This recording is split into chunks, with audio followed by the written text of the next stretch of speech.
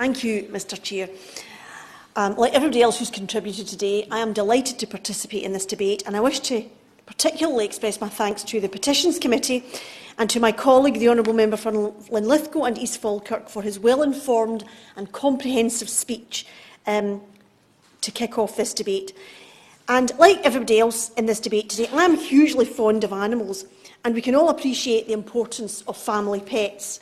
And, Mr Chair, for fear of completely dividing public opinion right across the UK, I wish to confess on the record that I am a cat lover, and I have had pet cats in the past. I had a cat called Kitty, and I had a stray cat which my family took in at my behest, who we called Misty, because she had a misty past and we didn't know where she came from. But she was very keen to stay with us.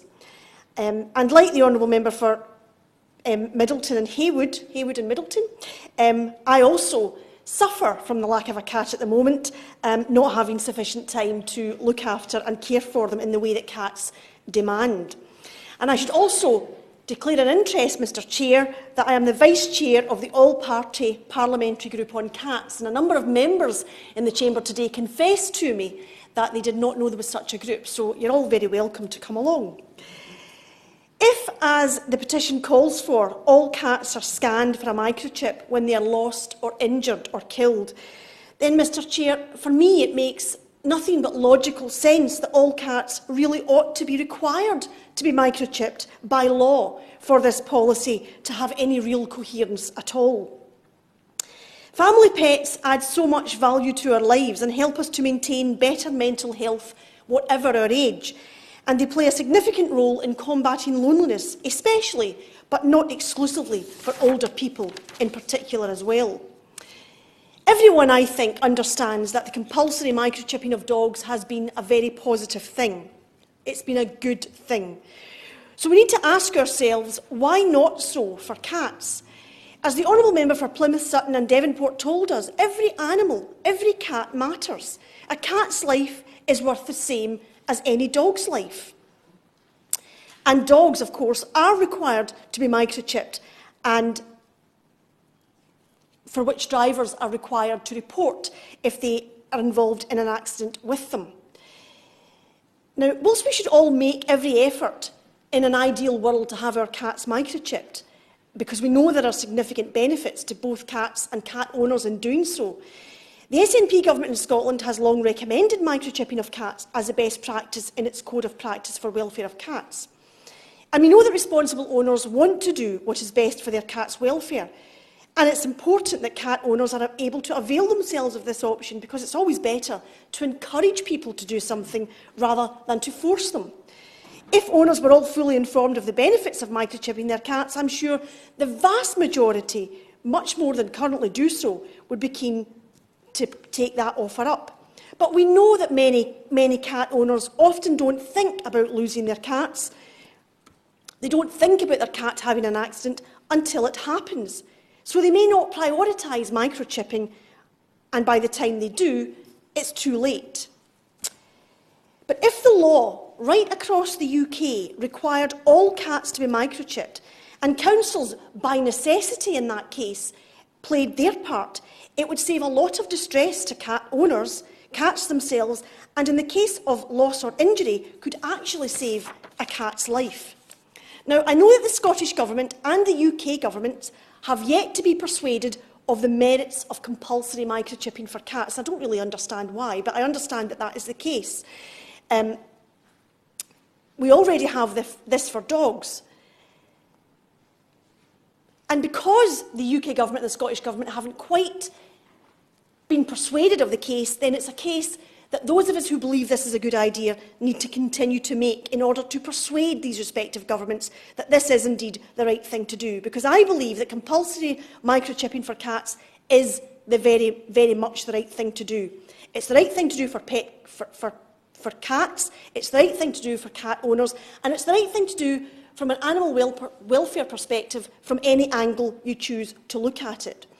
If chipping is compulsory, then local authorities will of necessity scan all cats which are lost or killed or injured. And given that microchipping of dogs already takes place, this isn't, as we've heard, this is not such a great leap from current practice. And the Honourable Lady for Haywood and Middleton indicated that to us. Clearly, there will be cat owners who may not do so, who may not microchip their cat unless it is an absolute requirement. And in the end, animal welfare requires us to make this, I think, a legislative matter. I will indeed. Member for giving way and wholeheartedly agree with her, and we want to work with her and colleagues to make sure that we can have this change in the law both across Scotland and the rest of the UK. And would you agree with me that if we can get that compulsory microchipping and scanning, then it would be beneficial if we actually had one centralised database for this data? So when we do have a cat or a dog that is found missing, that it's really easy to get the data from that database so you can reunite it with its owner, because at the moment it's far too complex, and I think the government really needs to look at having that one centralised database. I think the Honourable Gentleman makes a very good point. A centralised database is important, particularly for cats rather than perhaps dogs, because cats, as we know, can often wander extremely far from home and may have wandered into a completely different part of the country. So a centralised database would actually make a lot of sense. And I will be, in terms of compulsory microchipping for cats, I will be pressing the Scottish Government on this matter. It is devolved to the Scottish Parliament, and I hope that MPs today representing constituencies in England will do the same with the UK Government, and indeed the Minister, who's sitting in the chamber listening carefully, I'm sure. The Honourable Member for Linlithgow and East Falkirk rightly pointed out that local authorities across the UK have a confused and patchy policy on scanning for microchips. And it's clear the reason for such patchy and inconsistent practices across local authorities is because there is no compulsory microchipping. If we sort that out and local authorities will do their duty and follow the law if it's changed, it will be able to reconcile thousands of lost, killed and injured cats with their grateful owners. Now, I'm not a particularly prolific user of social media. I tend to post whatever it is I want to post and then log off. However, almost every time I do log on to social media, like the Honourable Member for Strangford, I see postings from worried pet owners, I have to say overwhelmingly cat owners, who are desperately worried about their family pet who's wandered off and seems to be lost or worse. Now, having been a pet owner myself, I completely understand, as I'm sure everyone in the room does, how worrying it is when your beloved pet cat doesn't come home and you don't know if it's lost, you don't know if it's in distress, you don't know if it's maybe trapped somewhere and can't get back home, or perhaps if it's even met with some terrible accident. And, Mr Chair, as you'll appreciate, the not knowing in itself is extremely distressing. You don't know if you'll ever see your beloved pet again. And we've heard that it cannot be underestimated just how much of a part of the family our pets become. So this is really a really distressing experience for any pet owner to go through. And if your cat does seem to be lost, if it is microchipped, and microchipping is enshrined by law, then when it is found, it is extremely likely that it will be returned to you, as your details will be contained in the microchip, which will be scanned by the local authority. And you're much more likely to be reunited with your cat. I honestly can't see any downside to that idea. Compulsory microchipping and local authority scanning microchips are inherently intertwined. The patchy and inconsistent scanning we've heard about today cannot continue in all good conscience. And we've heard from the UK Government and we've heard from the Scottish Government that it is best practice to microchip a cat. If that is the case, then it must be better practice by definition for all cats to be microchipped, and by law if necessary. And it must be even better practice again for local authorities to fulfil what would become a legal duty to scan cats which are lost, injured or killed, so that owners can be informed. And I've heard some people arguing that this isn't necessary because you can put a collar on a cat with the owner's contact details, works just as well. But although that is better than nothing, it's not quite as secure a safeguard as a microchip, because we know that collars can become loose, they can become untangled, and they can be lost. So there are no such worries with a microchip. Indeed, Battersea Dog and Cats Home is unequivocal in its view that microchipping is absolutely the most effective way of ensuring that a cat can be safely reunited with its owner quickly, together with its medical and domestic history. In 2018, Battersea was able to reunite 333 lost cats with their owners because they were microchipped. And we can increase that number with compulsory microchipping, which will of necessity mean compulsory scanning by local authorities. Under current laws, we've heard that drivers are required to stop and report incidents of hitting a horse, cattle, an ass, a mule, a sheep, a pig, a goat or a dog, but not a cat. This seems to me a very odd omission, and it must be addressed. I know of several people who have found their poor dead cats at the side of roads after being hit by a vehicle as they tried to cross the road. This is deeply distressing and makes the loss of a beloved pet all the more difficult to come to terms with. It's like the poor cat, who's like a member of their own family, was discarded in a way to suggest that it simply didn't matter. For all of us who consider ourselves animal lovers, this cannot be right, and research shows that over 60% of people in the UK believe the law should be changed and that drivers who knock down a cat should have to report that as well. Why should cats continue to be excluded? Now, we know when you hit a dog with your car and fail to report it to the police, you can be fined up to £5,000. But the fact that you're under no obligation to report it when you hit a cat is deeply unfair. Now, we understand that this is all about dogs being more likely to inflict damage. There's insurance to consider and liability, and dogs are supposed to be on leads near a highway and perhaps their owners have been negligent, etc. But despite that, the current situation continues being deeply unfair and is distressing to both cats and their cat owners, as the Honourable Member for Strangford and others have indicated.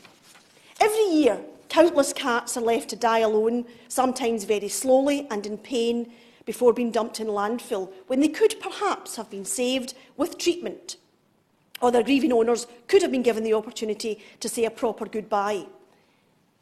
If you knock down a dog or even an ass, you cannot flee the scene without reporting it to the police. Cats must not be seen as less worthy or less important to their owners. And if it was illegal for a driver to fail to report the knocking down of a cat, a compulsory microchip in your cat would mean that you would be notified in the appropriate way by the local authority, instead of being left for years, perhaps, wondering what happened to your beloved family pet. Now, many local councils may say or may argue they don't have the resources to purchase scanning machines for microchipped cats. Well, I would at this juncture like to pay tribute to Cats Protection, which I know for some time has been working with local authorities across the UK, donating scanning machines to some local authorities which struggle to afford or prioritise providing these machines. As a result, a number of local authorities have indeed been able to commit to adhering to a scanning policy as a direct result of these efforts. And this is important, since it is believed that of the approximately 11 million pet cats in the UK, over 230,000 die each year on our roads. However, cat charities like Cats Matter actually believe this figure could be much higher due to under-reporting. But for fear of banging on, Mr Chair, if the law were changed to compulsory microchipping, local authorities would indeed prioritise the purchasing of these scanning machines as a priority to comply with the law. But at this juncture, I would also like to particularly pay tribute to Cats Protection North Ayrshire, which does sterling work with some really dedicated volunteers and whom I met shortly after I was first elected and had the good fortune and the pleasure of meeting Fonzie the cat, with whom I was quite taken. We have heard voices around this chamber calling for cats to be microchipped and for improvements in scanning procedures in the event of misadventure, so they can be returned to their owners. However, it also follows for me that all cats ought to be microchipped for the very same reason. Where we cannot persuade, and we haven't persuaded everybody, where we cannot persuade, sadly, it means we need to compel owners. It is the right thing to do. I absolutely support this petition and would go further, as I've set out. We need a coherent, joined-up policy, and I urge the Minister to consider compulsory microchipping, which will also deliver local authority routine scanning of cats who are lost or injured. And make no mistake, I will pursue the Scottish Government with this matter. And I commend the Minister also to set about correcting this matter for the cats in England, similarly as I will seek to address it for the cats in Scotland.